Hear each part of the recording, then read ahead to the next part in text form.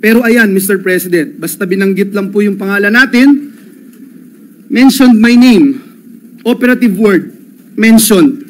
Mr. President, ano po ba ito? Masabi lang po yung pangalan natin at idadawit po tayo sa flood control issue kahit ang mismong testigo na ang nagsabi po na wala po akong alam. Mema lang? May masabi? Hindi na uubra ang paawa. Klaro na inirekomenda ng NBI na kasuhan sina Jingo Estrada at si Joel Villanueva. Ang sagot nila, puro deny, puro drama, puro palusot. Huwag nga nilang insultuhin ang taong bayan.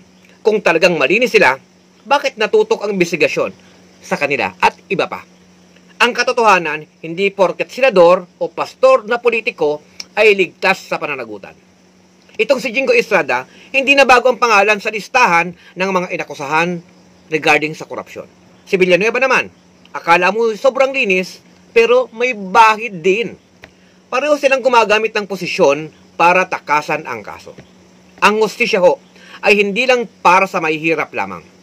Oras na para ipakita na pati ang mga malalaking isda ay dapat na hulihin at makulong at mapanagot at ibalik ang ninakaw na pera.